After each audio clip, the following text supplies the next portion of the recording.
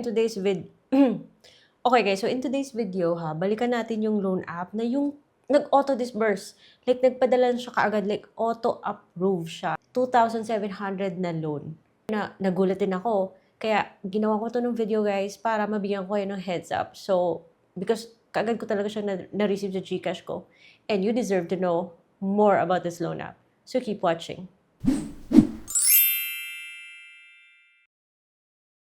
Hello everybody! Welcome back to my channel. It's Ate Red here. And in today's video, pag-usapan natin yung isang loan app na auto-disburse. So, di ba sinasabi ko palagi sa inyo, nabihira lang talaga yung mga loan apps na nag-auto-disburse. But ito legit talaga siyang auto-disburse kaysa and auto-approve. So, kung in-approve ka niya, pagkatapos mong submit ng information, kagad mo matatanggap. Like, 60 seconds lang, matatanggap mo yung pera. Submit ako ng information sa kanya, guys. And then, after 60 seconds, after 1 minute, na-receive ko yung loan app sa Gcash ko. Pero, may follow-up tayo and this is this video. So, bagong lahat guys, this video is not sponsored. It is based on my personal experience. At yung pangalan ng loan app ay Siginhawa Loan na na-download ko po sa Google Play Store. Kaya ito po yung ginamit kong cellphone, yung Samsung ko. And by the way, bago tayo mag-continue, dahil meron po tayong mga product links dito, share ko lang pala sa inyo na I'm using this lip color. Ayan, from MAC po. Ito po yung gamit ko ngayon. Para kunyari, natural yung peg natin. So, ayun nga mga guys, yung pangalan ng loan app ay Siginhawa app na kung doon lang sa Google Play Store, discreet siya ha, para siyang may tinatago. Kasi sino ba naman mag-aakala na loan app pala to? Kasi yun nga, basta iba yung vibes niya. Pero nakilala ko yung loan app na to dahil nakita ko yung ads niya sa YouTube. Kaya sabi ko, bago. For sure, napansin nyo rin to. Kaya sana hindi nyo pa na-download kasi didiretsuhin ko na kayo. Marami-rami yung IDs na tinatanggap ng loan app na to ha. So, kahit na sino pwede mag-apply. So, kahit na sabihin mo unemployed ka, housewife ka, wala na siya masyadong tanong, no need to submit payslip. Pag approve ka niya, diretso mo marireceive sa Gcash. So, ayun guys, nagulat ako kasi kakasubmit ko lang. Di pa nga ako nakapag-decide kung bibigyan ko siya ng review o hindi. Naka-receive ako ng 1,600 sa aking Gcash. Which means, yung loan app na to ay may kaltas. At babayaran mo siya sa loob ng 7 days or 6 days nga eh. So, 2,700. Ang laking kaltas niya guys, pero na-receive ko kaagad. Kaya andun, ang daming nagtatanong, binayaran ko daw ba? Kasi auto-submit. Okay, balikan natin yan ha. Mamaya, address natin yan. So, yung nangyari, hinintay ko talaga na mag 6 days or mag-due date. Kasi under observation nga, di ba? Kasi gusto ko magbigay sa inyo ng full experience. So, follow up na to. Kung gusto nyo makita yung step-by-step process, kung medyo matigas yung mga ulo nyo, gusto nyo pa rin magpatuloy kasi this loan app, hindi po to pwede sa maselan. Matatag yung loob mo, nasa inyo na yan. Kung gusto mong mag-loan sa loan app na to, yung first video ko is here. Ito po yung thumbnail. Pero kung maselan ka, huwag ka dito.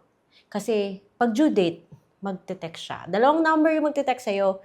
Aside from the calls, which is normal naman siguro, tawag ng tawag the whole day, dalawa yung magte-text sa'yo. Yung isa medyo formal pa. At dun sa medyo formal at medyo mabait, magpapakilala siyang Siginhawa app siya. Pero yung isang text, naku, ando na yung mga threats niya. Yung ipopost ka niya sa social media, yung mga walang hiyang mga sinasabi. Okay. So, obvious na obvious. na dapat layuan nyo na yung ganitong klaseng loan app. Huwag kayo dito. So, dun sa tanong, binayaran ko daw ba? I'm gonna be honest here kasi nagre-review ako ng loan app ha. Yes, binayaran ko yung loan app na to. Okay? Dahil nagre-review po ako ng loan app, malay mo na kung hindi ko to binayaran, pinaglaban ko. Okay? Malay mo baka hindi ako ma-approve sa ibang mga OLA na bala kong applyan tsaka reviewin para sa inyo. So, kailangan kong ma-approve So, binayaran ko. Okay? Para siyang operating expense, kumbaga. Alright?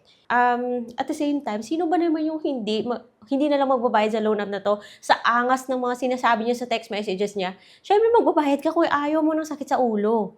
Okay? Charge to experience, end of story, bayaran mo tapos na. So, bayaran mo na lang as much as possible. Pero hindi ko kinakampihan yung app na to. I'm just saying, I'm just being practical na ganito po yung realidad, Kung gusto nating instant solution, then we just have to bite the bullet and charge to experience. Okay, be careful next time.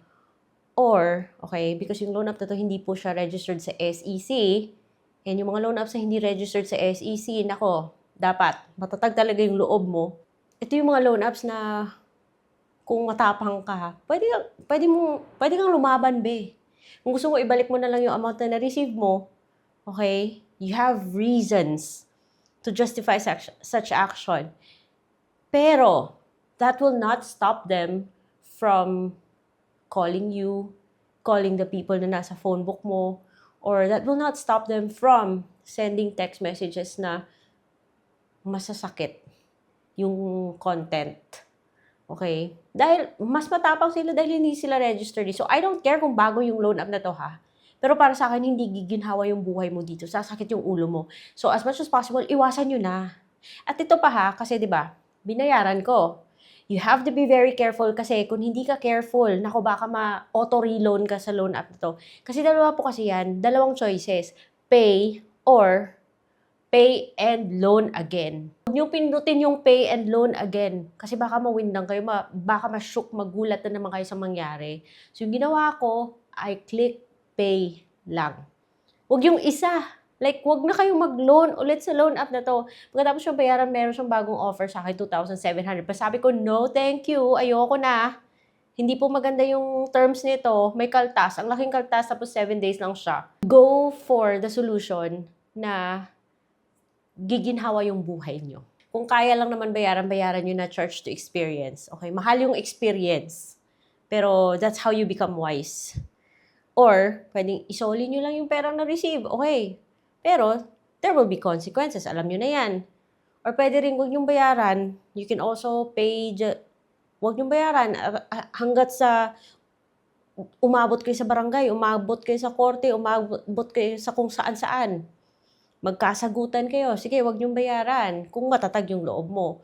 Pwede mo silang isumbong sa SEC, merong hotline si SEC, pwede mo silang isumbong sa CIC, may hotline din si CICC. CICC ha, not CIC. Cybercrime. Pero there's a process. At pag-report mo sa loan app na to, hindi naman yan automatic matitigil eh. Malay mo, magpapalit lang yan ng pangalan, mag-iibang anyo, kukulitin ka pa rin, di ba? So, there's a process. So, what's the best solution here? Just focus on kung ano kang merong control. And that is, iwasan mo na lang yung loan app na to, be. Or, okay, be careful. Pero, I'm telling you guys, based on experience, kayo naman yung mag-a-apply, kayo naman uutang. Pero based on experience, hindi po okay yung loan app na to. At kung hindi nyo pa siya nada-download, huwag nyo nang i-download. Kasi mukhang promising yung ads niya. Nakita ko sa YouTube. Pero nung dinownload ko siya, doon ko nalaman na dapat pala siyang iwasan. Sakit siya sa lungs, be. So, yun lang. And I hope to see you on my next vlog. Bye-bye.